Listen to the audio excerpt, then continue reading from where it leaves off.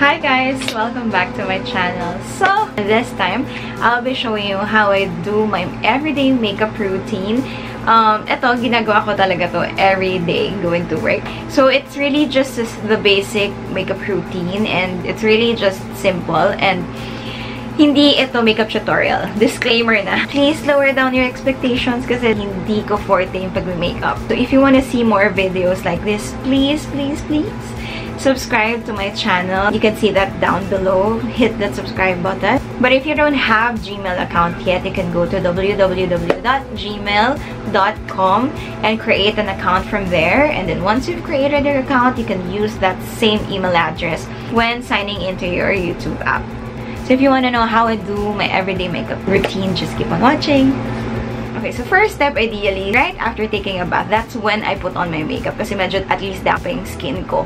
But for days na medyo nagmamadali ako going to work, sometimes I do it inside my car now or in the office. What I would normally do is to spray on this Soothing Gel Mist by Nature Republic. So the reason why I use this instead of putting on moisturizers, especially the cream ones, is because nag-oil up ako throughout the day. So I veer away from using those. Okay, so after putting on that gel mist on my face, step 2 would be putting on my foundation. So I just want to show you what I'm using. So I'm using the L'Oreal True Match Foundation. I'm in the shade G1 Gold Ivory. So this one, I've been using it for a very long time already because medyo nahihirapan akong humanap ng yellow tone na foundation that matches my skin. I've tried several foundations from Maybelline, L'Oreal, Revlon, and medyo nahihirapan siyang mag-match sa skin tone ko. Why? Because usually, it oxidizes throughout the day. That's why this one, it actually suits me because medyo light siya in the morning, pero in the afternoon, medyo nagsiswak siya dun sa normal skin tone ko. That's why I really love using this. The redness on my face is actually sobrang visible in person. I don't know if the camera picks it up. So, may mga redness ako dyan. You can see my veins here. Ayan. Kitang-kita pala siya. This part of my face, even my nose, sobrang pula niyan in person, especially in the morning after taking a bath. I would normally use yellow tone foundation. So, this one, kung naghahanap kayo ng yellow tone, G1 is gonna be your best friend. This is how I put on my foundation. So, I grab my sponge. So, normally, I would put 1 to 2 pumps. I think that's enough already. So, I would put it here. So, ganito ko siya ilagay. Napakahirap naman pala nitong pinapagawa nyo sa akin. I would put it here, under my eye. And then on my nose. And here. And then here sa forehead ko. Dito. And then, I would just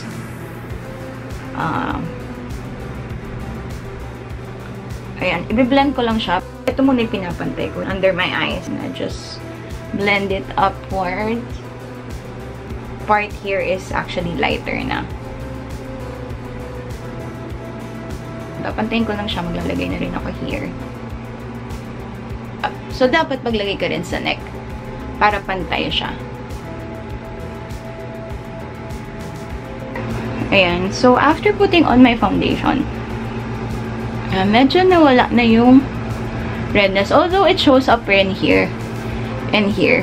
Because the foundation is actually light to medium coverage lang. But for regular days, I think that's okay. Kasi hindi naman ako nag-heavy makeup, like full-on makeup. So, after the foundation, usually I put on my lip and cheek tint. So, this is a lip and cheek tint by Nichido in the shade Beach Glow. Parang dark red na medyo brownish siya. Yan, ganyan yung color niya. So, pretty. So, lalagay ko lang yan. Dot lang here. And then, I'll use my fingers.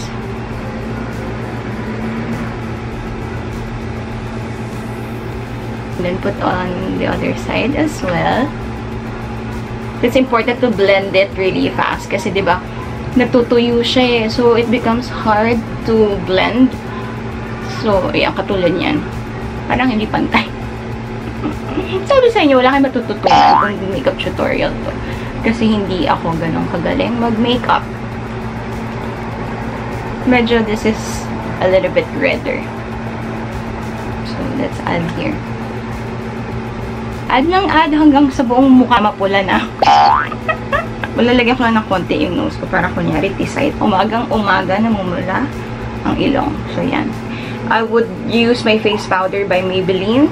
So this is the Clear Smooth All-in-One Face Powder. I'm in the shade 02 Nude Beige. Probably I'll get the refill kasi I've hit the pan already. And ganyan lang. Ilalagay ko lang siya here. So, unahin ko na yung sa eyes ko. So, maybe nagtataka kayo why I don't put concealer anymore because I feel like on a normal day, parang hindi ko naman siya kailangan kasi nga, like what I said, this is just really regular day-to-day makeup. Hindi ko na kailangan i-cover pa yung eye bags ko. Para kunyari talagang pagod na pagod tayo sa work. Talagang kailangan pinapakita natin yan. Nakikita dapat yan. Ay, pagod na pagod siya. Laka na eye bags niya. Ganon. So, don't forget to put face powder on your neck as well. Down here. After that, ano na ba yung tsura ng mukha ko? Ayan. Nag-improve ba? Parang wala namang pagbabago. Hindi masyadong kinaganda. I would put on my mascara. So what I'm using is the Maybelline Hyper Curl Volume Express. So I guess this is like holy grail naman din ng karamihan sa atin. Because it's affordable and you can actually parang use this every day. Mahilig talaga ako maglagay ng mascara. Kasi I think na-accentuate niya yung eyes ko. And, I don't know, it gives you that parang eyeliner effect. So, tingnan nyo yan. Di ba? Parang may eyeliner effect siya. Guys, meron ba kayong, like, parang makeup routine na nahihirapan kayo gawin? Kasi ako, pinaka-nahihirapan ako gawin would be my eyebrows. Talaga. I hope hindi ako mag-fail this time. Kasi, film ko yung sarili ko. But, ito talaga yung letdown ko every morning, every day that I do my makeup. Sobrang, you feel mo okay na lahat eh. Pero yung eyebrows mo, hindi talaga. Ayaw talaga niyang makisama. Okay, so after putting on my mascara, usually I would put on my contour. So this is my contour palette from City Color. So medyo luma na siya. And I've hit pan already for this shade. But the rest kasi, I got it, I bought it from Shopee and when I received it, sira na talaga tong pants na to. So, these are highlighters lang naman. So, usually, what I would do, kasi nga, diba, medyo on the warm side nga yung tone ng skin ko. So, I would really avoid yung mga warm palettes, even for the contour. So, hindi ko ginagamit talaga tong orange na to. I would normally use itong cooler. Mag ano lang ako, ganyan. Sabi nila, ganyan lang daw. This is an old trick, guys. So ako, even in the office, nagko-contour ako. Why? Because contour is life, guys. I mean, if you have a face like this, na mukhang siopaw, na hindi maintindihan yung shape ng face, girl, magko-contour talaga ako. Yung paglalaban ko, hindi ako malisambahin na walang contour. So basically, what I would do is to also put contour here. So yan. And some here. Para lang mabalik lang din yung warmth sa face natin. Minsan, nasusobrahan ko yung pagkukontour ko. But, blending is the key. The makeup, sometimes, it doesn't show up here in the camera. Normally, it's gonna be like, sobrang nipis lang and hindi ganitong kakapal. So, kinakapalan ko lang siya para mag-show up siya sa camera. After ako mag-contour, I go back to my mascara. So, ika-curl ko na yan. Unti-unti nang nagkakapag-asa ang mukhang ito. I don't know about you guys, pero ako gusto ko talaga na naka-curl talaga siya. So, ayan o. Gusto ko ganyan siya. Ayoko nang nahihiya at nagtatago. So, ayan. So, may pagbabago ba? O parang wala masyado. Pagod na ako, tapos wala pa rin nabago. Ano ba yan? Kamusta naman? Anyways, after that, eto na girl.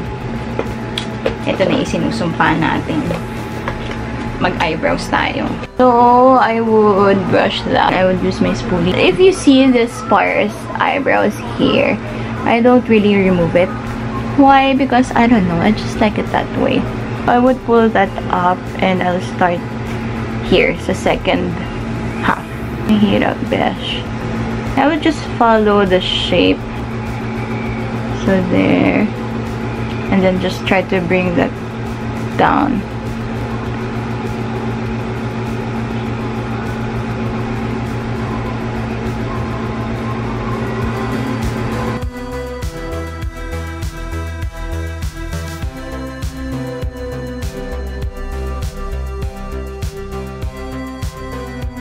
So whatever is left on this brush, Yun lang yung inilalagay ko.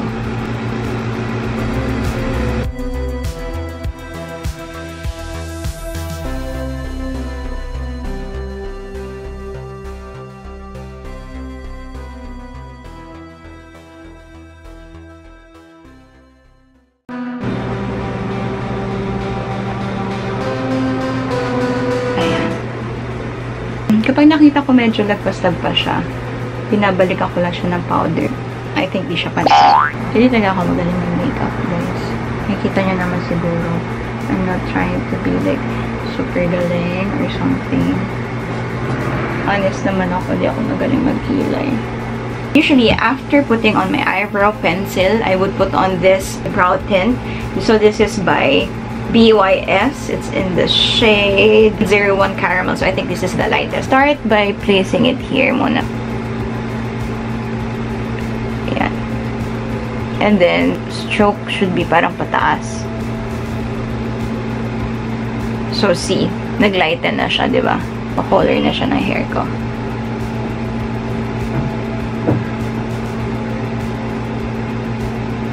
For my lips, I would just use the same product that I used for my cheeks. So, yung kay Nichido. So, yeah. So, this is a lip liner by Everbelena. Napansin ko, yung lips ko, medyo hindi pantay yung shape. This is a little bit droopier than the other side. So, medyo bagsak siya. Ina-overdraw ko to.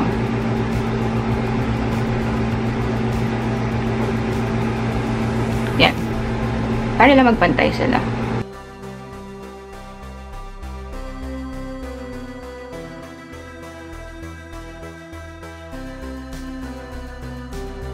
So, may lip liner na ako. What I would do is to put on my favorite lipstick by, again, it's by a local brand. This is Matte Nudes.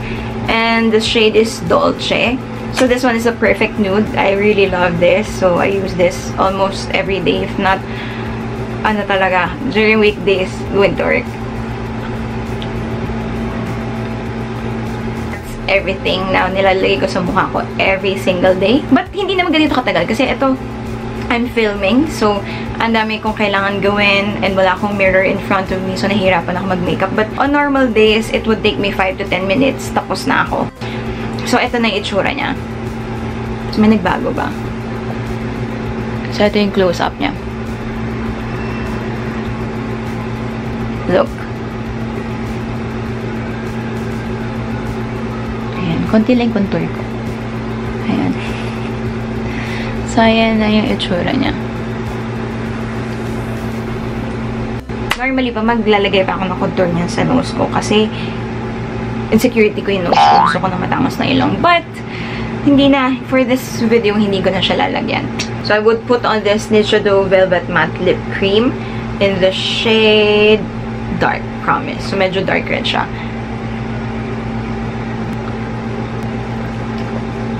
So, ayun lang. Sa lipstick ako, hindi ako natatakot. I would pack on different lipsticks, different shades to get that shade that I want.